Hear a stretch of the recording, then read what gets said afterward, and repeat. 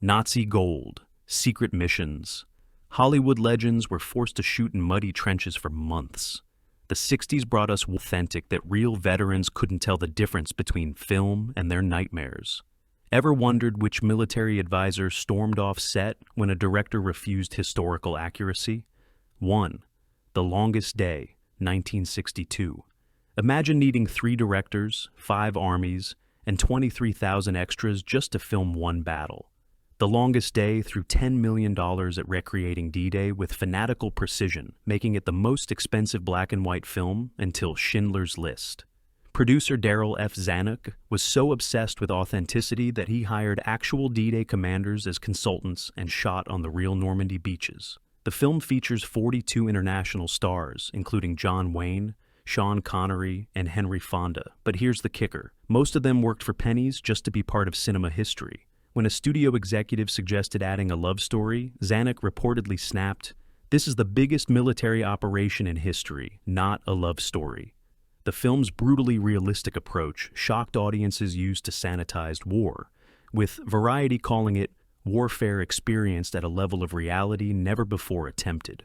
German actors in the film insisted on correcting their dialogue to make their characters sound authentically military rather than cartoonishly evil. The film's D-Day sequence became so definitive that actual documentary footage is often mistaken for scenes from the movie. 2. The Great Escape, 1963. Before motorcycle jumps became Hollywood cliches, Steve McQueen's fence-clearing attempt in The Great Escape left jaws on theater floors nationwide. Director John Sturges built a fully functional POW camp in a German forest, where actors lived for weeks to capture the claustrophobic reality of captivity. The film's iconic score became so embedded in British culture that English football fans still chant it during matches against Germany. The real shock? The actual escape was even more audacious. The film downplayed the true story. 76 men escaped through tunnels dug with improvised tools, and Hitler was so furious he ordered 50 recaptured officers executed. Charles Bronson, who played the Tunnel King, actually suffered from claustrophobia and forced himself into the dirt tunnels take after take, often emerging in cold sweats. McQueen performed all but one of his own motorcycle stunts, with the famous jump completed by his friend Bud Eakins. When German officials complained about the film's portrayal of prison guards, Sturges invited several former POWs to the premiere who verified they were actually much worse than shown. 3. The Dirty Dozen, 1967. Hollywood executives nearly had heart attacks when they read the script, featuring murderers and psychopaths as heroes. The Dirty Dozen exploded onto screens with Lee Marvin leading condemned military prisoners on a suicide mission that made audiences question who the real monsters of war were. Director Robert Aldrich fought the studio for months to keep the film's brutal ending, arguing, "War isn't pretty. Why should war movies be?" The cast endured 3 weeks of actual military training, so grueling that 5 actors quit before filming began. Lee Marvin, a decorated Marine who fought at Iwo Jima, constantly corrected the military advisors on set.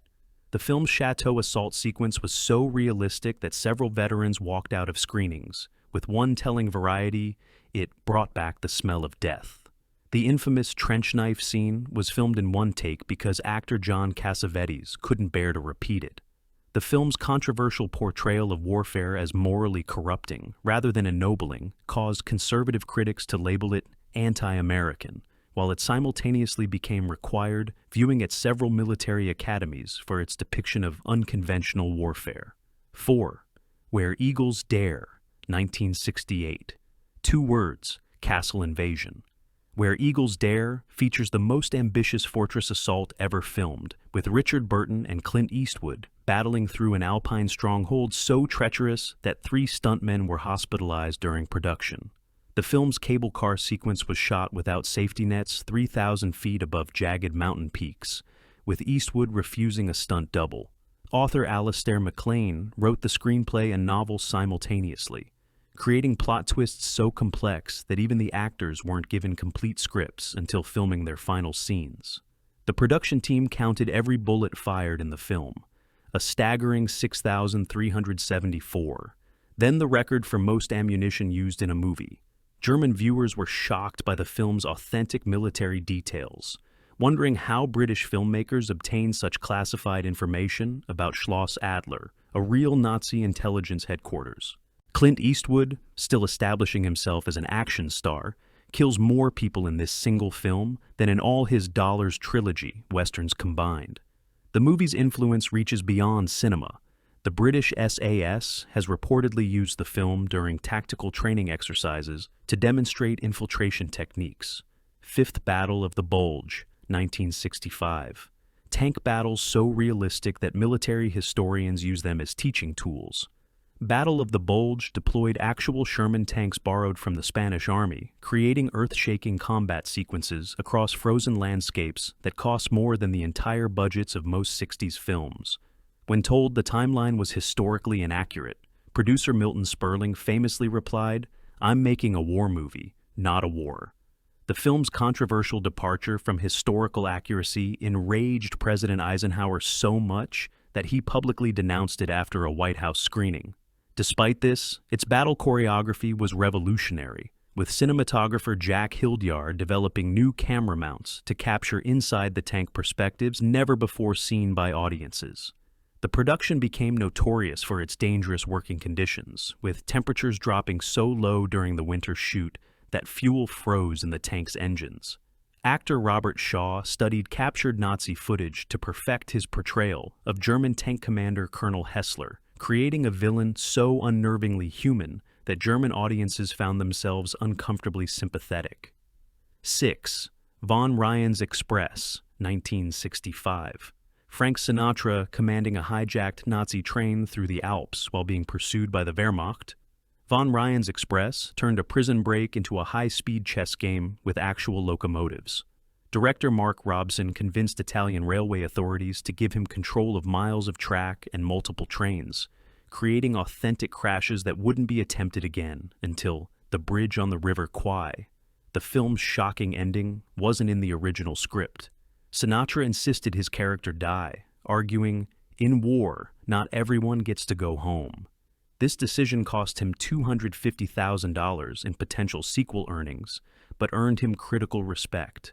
The production used authentic German Messerschmitt aircraft for aerial sequences, with one vintage plane crashing during filming. The pilot survived.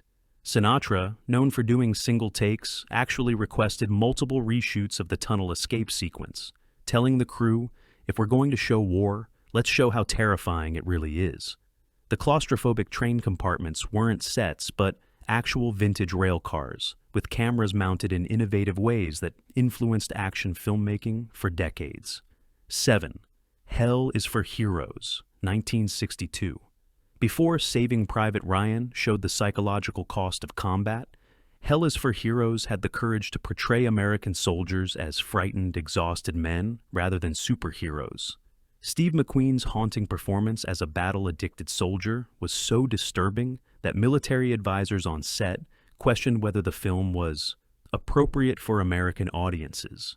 Director Don Siegel shot in chronological order, reducing food and sleep for his actors as filming progressed to capture authentic combat fatigue. The results were so convincing that several scenes were initially flagged by censors who thought they were using actual war footage. The film's infamous empty battlefield sequence, where soldiers wait in paralyzed terror for an attack, runs nearly 4 minutes without dialogue, unheard of in 1960s war films. McQueen insisted on using real mud and spending nights in foxholes to understand his character's mindset. His 1,000-yard stare became so unsettling that co-star Bobby Darin later commented, "I wasn't sure if Steve was acting or having a breakdown." The film's unflinching portrayal of combat as chaotic rather than heroic led military recruiters to request it not be shown near recruitment offices. 8. The Bridge at Remagen, 1969. The only major war film where the crew faced actual invasion. The Bridge at Remagen began shooting in Czechoslovakia just as Soviet tanks rolled in to crush the Prague Spring, forcing the production to flee across borders with film cans hidden in luggage. This chaotic production yielded one of the most authentic-looking war films ever, with director John Guillermin refusing to build miniatures for the spectacular bridge destruction sequence. The production constructed a full-scale section of the Ludendorff Bridge on the Vltava River, with engineering so precise that several Czech officials requested the blueprints, suspecting the filmmakers had obtained classified military documents.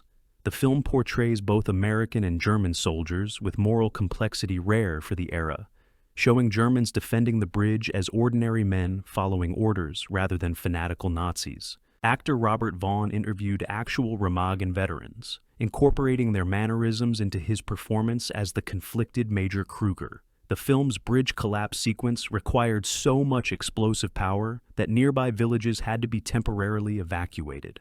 When German audiences saw the film, many were stunned by its historical accuracy, with one German critic noting, "This isn't just a war film, it's a document of our moral failure." 9. Tora, 1970.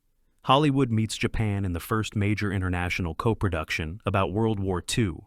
Tora employed separate American and Japanese film crews to tell both sides of Pearl Harbor with unprecedented balance. The production rebuilt entire sections of Pearl Harbor and fielded more authentic World War II aircraft than remained in some countries' actual air forces. The film's aerial coordinator, a former World War II fighter pilot, crashed and died during filming, leading many crew members to believe the production was cursed. Japanese director Akira Kurosawa was originally hired but left the project, allegedly saying, "Americans like war depicted as entertainment too much." The Pearl Harbor attack sequence was so realistic that footage has been mistakenly used in documentaries. The Japanese Zero fighters seen in the film were actually modified American T-6 Texan aircraft, as almost no flyable Zeros existed. This technical achievement won the film an Academy Award for special effects. Admiral Isoroku Yamamoto's famous line about awakening a sleeping giant was likely never actually said, but the film's inclusion of it was so powerful that it's now commonly attributed to him in history books. Dziesiąty King Rat, 1965. Before Deer Hunter explored how war destroys the soul, King Rat showed how Changi POW camp turns starving Allied soldiers against each other. George Segal delivers a masterclass as the amoral American corporal who thrives while others wither, creating a character so morally ambiguous that test audiences demanded reshoots to make him more likable. Director Brian Forbes refused. The production recreated Changi with such detail that several former prisoners who visited the set had emotional breakdowns. The film's unflinching depiction of Allied soldiers stealing from each other and collaborating with guards was considered so potentially damaging to military morale that the Department of Defense refused any cooperation. The infamous rat farm sequence, where prisoners breed rats for meat while telling themselves they're rabbits, was based on actual survivor accounts. When one studio executive suggested toning down the scene, Forbes reportedly sent him graphic photos from the real camp. Despite commercial challenges, the film found an unlikely champion in military historian Stephen Ambrose, who called it perhaps the most honest portrayal of how captivity distorts human character. 11th Castle, Keep, 1969. Surrealism meets war in the film the Army tried to suppress. Castle Keep stars Burt Lancaster as a one-eyed major defending a medieval castle filled with priceless art while descending into madness. Director Sidney Pollack created dreamlike battle sequences where soldiers discuss philosophy while artillery explodes around them, challenging every convention of the genre. The U.S. military initially supported the production, then withdrew after reading the complete script, calling it morally confused.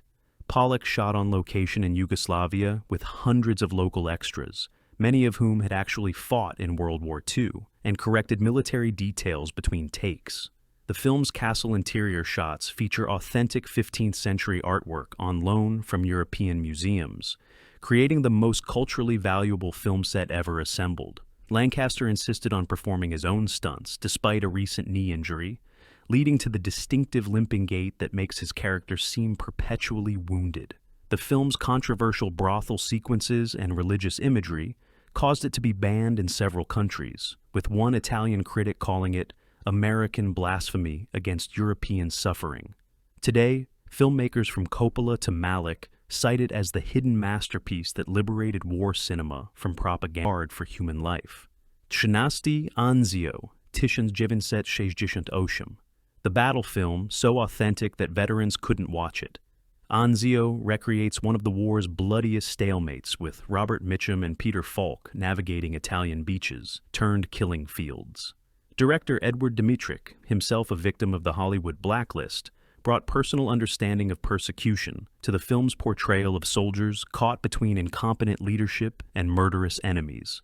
The production employed thousands of Italian extras, many of whose parents had experienced the actual battle. The beach landing sequences required so many pyrotechnics that local authorities initially refused permits, relenting only when the filmmakers demonstrated their safety protocols by detonating explosives near the mayor's own office. Mitchum, known for his relaxed demeanor, became uncharacteristically invested in the historical accuracy of his war correspondent character, interviewing actual Anzio journalists and incorporating their observations into his performance. The film's controversial portrayal of American tactical blunders was based on classified documents recently declassified, leading military historians to praise its accuracy while Pentagon officials condemned its unpatriotic perspective. 14. Submarine X-1, 1968. Underwater tension taken to claustrophobic extremes. Submarine X-1 depicts British midget submarines attacking a German battleship in a Norwegian fjord, with James Cain leading a suicide mission after his previous crew was massacred. Director William Graham actually filmed in functional submarines underwater, rather than on sound stages, creating authentic conditions so stressful that 2 actors quit mid-production. The Royal Navy provided technical advice so detailed that several scenes had to be modified for security reasons, as they too accurately depicted classified submarine operations. The film's attack sequences were shot in Scottish locks using scale model ships, with such precision that naval engineers studied the footage. The production's commitment to authenticity extended to casting. Several roles went to actual submariners rather than actors. Khan later described the filming as the most physically demanding experience of my career, with cast members spending up to 8 hours daily in frigid water. The film's unflinching portrayal of submarine warfare's psychological toll influenced generations of underwater thrillers, with Wolfgang Petersen citing it as a key reference for Das Boot. 15. Attack and Retreat, 1964. The only major World War II film co-produced by Soviet and Italian studios during the Cold War. Attack and Retreat follows Italian soldiers on the Russian front, as they transform from fascist invaders to frozen, starving refugees. Director Giuseppe De Santis shot on actual battle sites with Soviet military cooperation, accessing locations and equipment unavailable to Western filmmakers. The production employed thousands of Red Army soldiers as extras, many wearing their father's original uniforms. The film's unsparing depiction of Italian military incompetence caused a diplomatic incident, with the Italian government attempting to block its release. Actor Arthur Kennedy lived with Russian villagers for weeks before filming, absorbing their still-raw memories of the war. The film's most harrowing sequence, a frostbite amputation performed without anesthesia, was based on survivor accounts so graphic that several crew members couldn't watch the filming. Soviet audiences were shocked by the humanizing portrayal of Italian soldiers, while Italian audiences were confronted with their nation's overlooked war crimes, making the film a commercial failure in both countries, but a landmark in honest war cinema. On Altıncı Tobruk, 1967. Desert warfare with historical stakes so high that the production nearly killed its stars. Tobruk stars Rock Hudson and George Peppard, leading Jewish German soldiers, former prisoners, on a mission to destroy Nazi fuel supplies in North Africa. Director Arthur Hiller insisted on shooting in the actual Sahara despite warnings about health risks, leading to multiple cases of heat stroke and dehydration among cast and crew. The film's massive explosion sequences use so much dynamite that Libyan authorities initially suspected an actual military operation. The tank battles featured restored Panzer and Sherman tanks from museum collections, with mechanical failures constantly halting production. When told that his German-Jewish commandos subplot was historically implausible, Hiller produced declassified documents about the actual SIG units composed of German Jewish volunteers who fought for the Allies. Hudson, typically cast in romantic roles, performed his own stunts, including a harrowing sequence where he navigates a live minefield. The film's unflinching portrayal of desert combat influenced later productions, including Raiders of the Lost Ark, with Spielberg specifically referencing its truck chase sequence as inspiration for his own.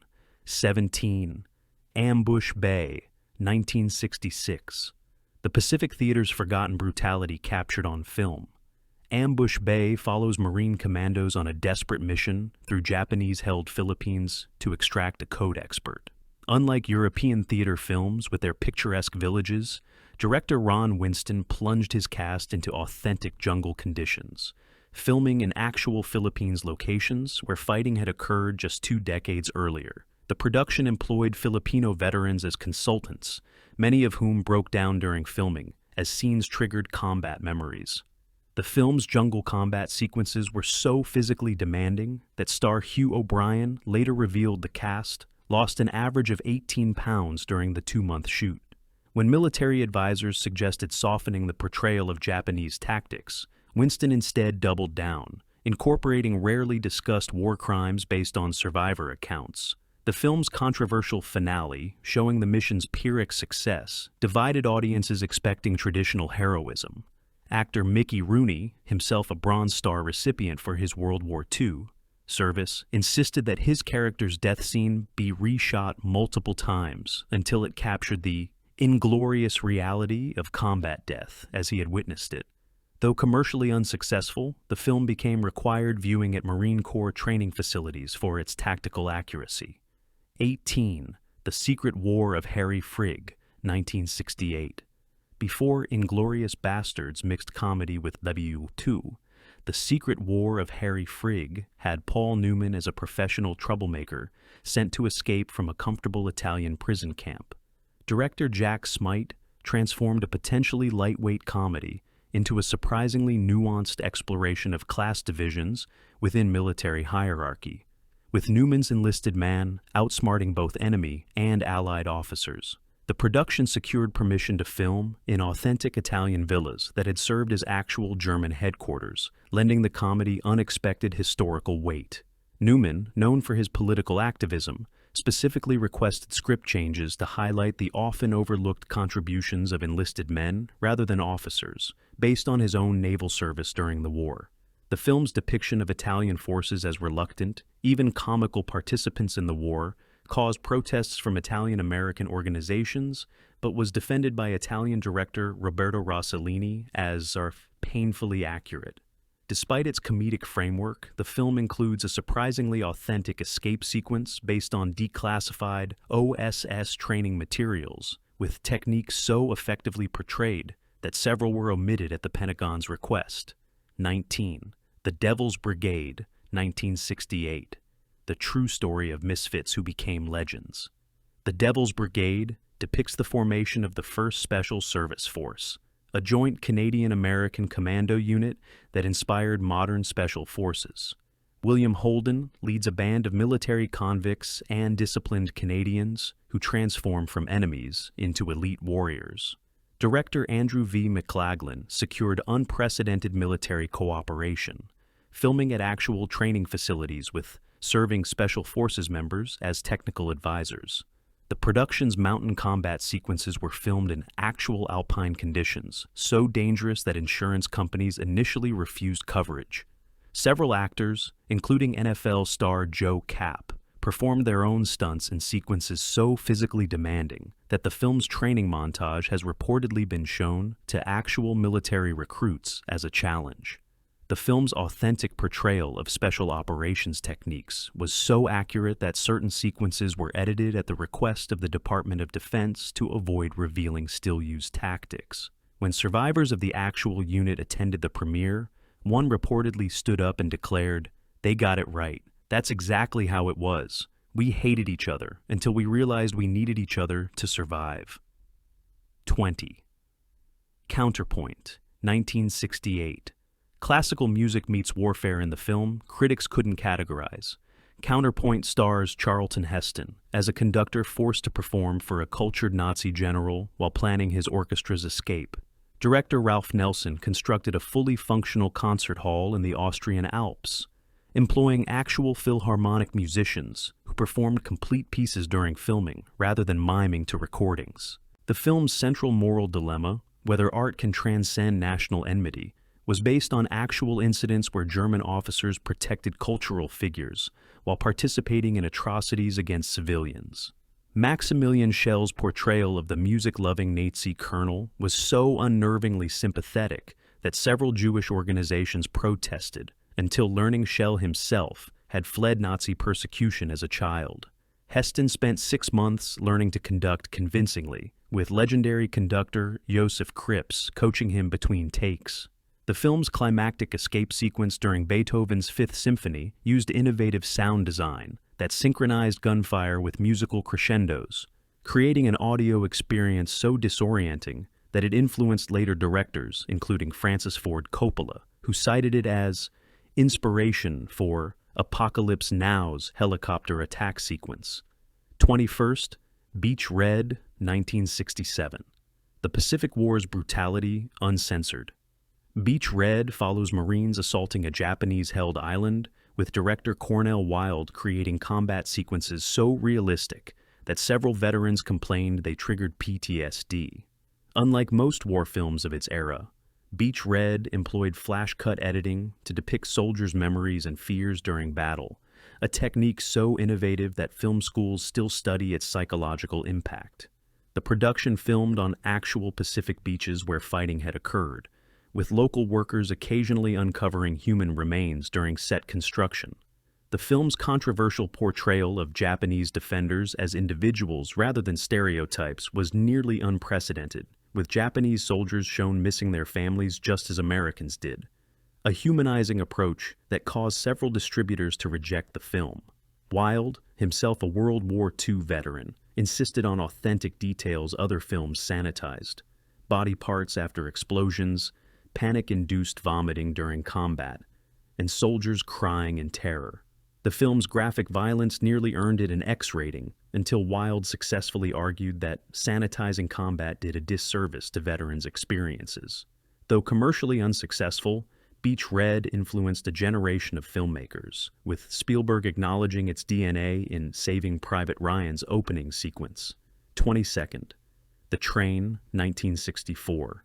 Art versus warfare in a film that nearly killed its director. The Train stars Burt Lancaster as a French resistance fighter trying to stop a Nazi officer from stealing priceless paintings. Director John Frankenheimer replaced Arthur Penn mid-production and made a fateful decision: no miniatures or special effects. Every train crash and derailment would be real, using actual vintage locomotives, destroyed on camera. The production's commitment to authenticity extended beyond equipment. Lancaster performed all his own stunts despite being 50 years old, including a dangerous sequence jumping between moving train cars that the insurance company only discovered after filming. The film's railway workers were cast from actual French railroad employees, many of whom had participated in resistance activities during the occupation. The movie's moral complexity, questioning whether art is worth human lives, divided critics but fascinated audiences. French railway authorities were so impressed by the production's technical accuracy that they requested copies of the filming blueprints for training purposes. Frankenheimer later revealed that the stress of the production gave him a minor heart attack that he kept secret from the studio for fear of being replaced. 23rd, Operation Crossbow, 1965. Spy thriller meets war film in the true story, too classified to tell until the 1960s. Operation Crossbow reveals the Allied mission to destroy Nazi 5, 1 and V2 rocket facilities, with George Peppard and Sophia Loren navigating occupied Europe. Director Michael Anderson worked with actual British intelligence officers who had participated in the operation, incorporating recently declassified details that shocked audiences with their revelation of how close Germany came to turning the war's tide with revolutionary weapons. The production reconstructed rocket facilities with such accuracy that several technical advisors were investigated for potentially revealing still classified information. The film's rocket launch sequences utilized actual test footage secured from NASA engineers who had worked with captured German scientists after the war. When German audiences saw these sequences, many were stunned by details of their own nation's technology that had remained classified for decades. Sophia Loren's participation initially seemed like star casting, until producers revealed her character was based on a real Dutch resistance member whose actions had remained classified until 1962. The film's unflinching portrayal of Allied willingness to sacrifice agents for strategic advantage caused controversy, but was defended by former Special Operations executive members as painfully truthful. So, which film on this list shocked you the most? Was it the right decision for The Train to destroy actual vintage locomotives for authenticity? And the question that divides film scholars to this day: did 1960s war cinema do more to honor veterans by showing their experiences honestly, or did it begin the problematic glorification of combat that influences how we view warfare even now?